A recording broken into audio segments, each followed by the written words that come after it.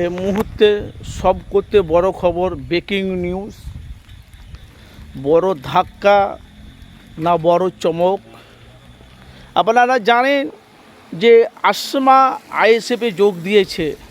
কেন? আমরা দেখেছি লোকসভা নির্বাচনের ভোটের পর নওশাদ সিদ্দিকী আইএসএফের সাথে যাই হোক, আসমা বিবি অনেক রকম কুমন্তব্য করেছিল। আপনারা জানেন আইএসএফ ছেড়ে তৃণমূলে যোগ দিয়েছিলেন আসমা বিবি। এখন আসমা বিবি বলছে দলের সাথে যা হোক আমার একটা ছিল, তারা আমাকে সুযোগ দিয়েছে, এখন আমি আইএসএফে যোগ দিলাম। যেহেতু মানুষের কাজ করব, মানুষের পাশে দাঁড়িয়ে, যেহেতু আগামী দিনে লড়াই আসছে।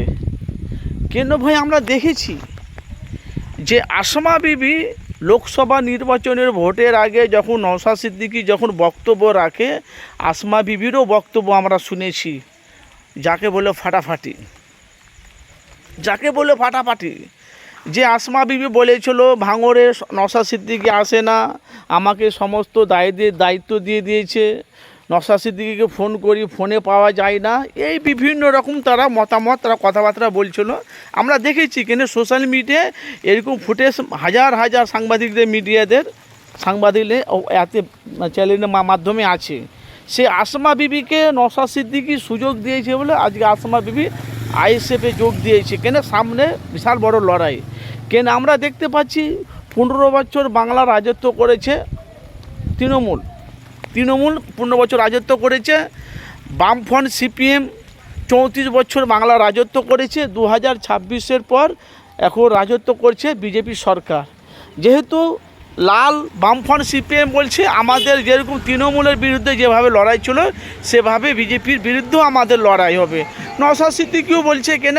আমরা দেখছি সিপিএম আর আইএসএফ এরা জোট মিলে 2029-এ ফাটাফাটি লড়াই আছে। যেহেতু আইএসএফে যিনি ছিলেন, যিনি আইএসএফে যে আসমা বিবি ছিলেন, আসমা বিবি তৃণমূল দল থেকে আবার ফিরে এসে আইএসএফে যোগ দিলেন।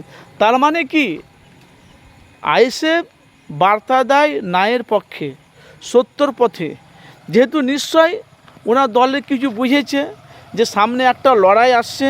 আমরা তো দেখতে পাচ্ছি একে একে একটার পর একটা, আরেকটার পর একটা, সব আইএসএফে সব যোগ দিচ্ছে। তো ভাই, আপনাদের মতামত জানা।